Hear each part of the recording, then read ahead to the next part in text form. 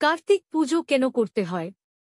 হিন্দু ধর্মে কার্তিক মাসকে বলা হয় সর্বশ্রেষ্ঠ পুণ্যের মাস। আর এই মাসেই পালন করা হয় কার্তিক পুজো, যা মানুষের জীবন, পরিবার ও সমাজ সবকিছুকে শুদ্ধ করার এক পবিত্র উপাসনা। কার্তিক পুজো কেন করা হয়?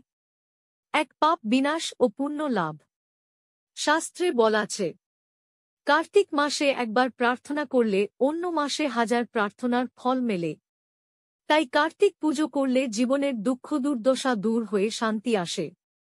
দুই, পরিবারে শান্তি, সুখ ও সচ্ছলতা আসে। কার্তিক দেবতাকে বলা হয় কল্যাণের দেবতা, পরিবার রক্ষার দেবতা। তাই কার্তিক পুজো করলে সংসার থেকে অশান্তি দূর হয় এবং ঘরে শান্তি প্রসন্নতা থাকে। 3, রোগব্যাধি থেকে রক্ষা। কার্তিক মাস পরিবর্তনের সময়, এই সময় দেহে নানা রোগ হয়।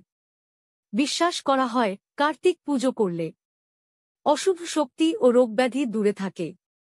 4, সন্তানের মঙ্গল কামনা।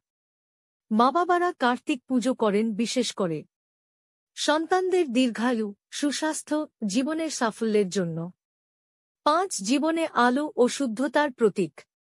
কার্তিক মাসে প্রদীপ জ্বালানো মানে অন্ধকার থেকে আলো, অশুভ থেকে শুভর দিকে যাত্রা। কার্তিক পুজোর প্রদীপ জীবনকে নতুন দিশা দেখায়। কার্তিক পুজোর মূল বার্তা, হৃদয়ে ভক্তি, ঘরে শান্তি আর জীবনে আলো। এটাই কার্তিক পুজোর প্রকৃত উদ্দেশ্য।